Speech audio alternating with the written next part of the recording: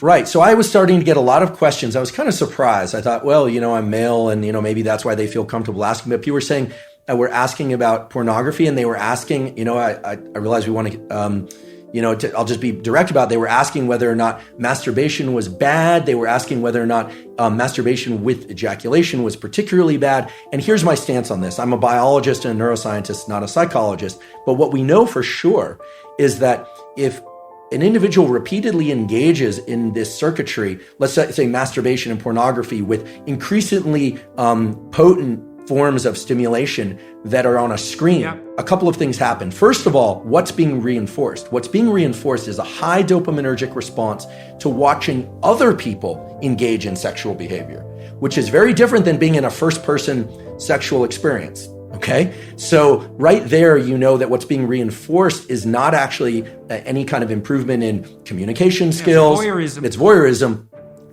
And as these questions started to come in more and more, I started to realize there was a lot of kind of undertones of people talking about fear of or experience with sexual dysfunction that clearly pornography can lead to. And here I'm specifically talking about males. I actually don't know the literature on females. So here I'm talking about females don't use visual pornography to the same degree. I see. They use literary pornography. I see. So, and then you start to think about, okay, what happens in the cascade or the arc of sexual arousal and orgasm? What happens is that initially there's it's parasympathetically dominant, meaning if somebody is too stressed, they actually can't engage in sexual behavior. The arousal response doesn't occur. Erection is blunted, but the actual orgasm response and ejaculation is strongly associated with the so-called sympathetic nervous system, which has nothing to do with sympathy. It has everything to do with, it's a kind of a stress response. And then it reverses to a parasympathetic response. And a hormone called prolactin increases dramatically after ejaculation in males. What does that do? That blunts dopamine release and testosterone for a very long period of time, which makes sense if pair bonding and sort of, in our species anywhere, there's this idea that then other molecules would be exchanged with partners, pair bonding, potential for raising mates, etc. Without getting into a huge discussion about that, the point is this.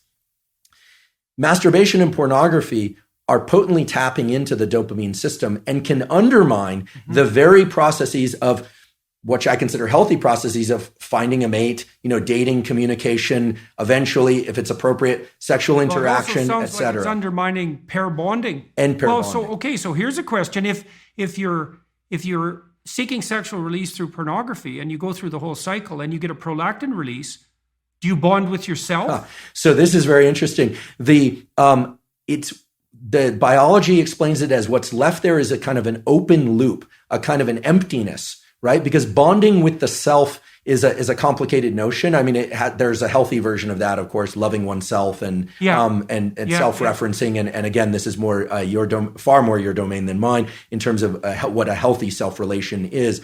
But in the absence of a real partner there, absence of real sexual partner, there's an open loop of neurochemicals, including oxytocin and prolactin. The dopamine, remember, dopamine goes up during pursuit, anticipation, then peaks and then crashes below baseline after orgasm and ejaculation. So this kind of low that people fear is putting them into an amotivated state.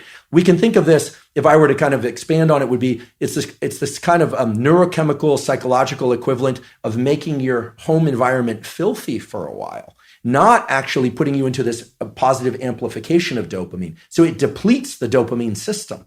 And it's likewise in drugs of abuse and addiction, it eventually depletes the dopamine system. Initially, there's a huge dopamine surge with drugs of abuse like methamphetamine and cocaine. But over time, people are using more and more to achieve what is not such a great high. You even see this a little bit with kind of consumption of energy drinks.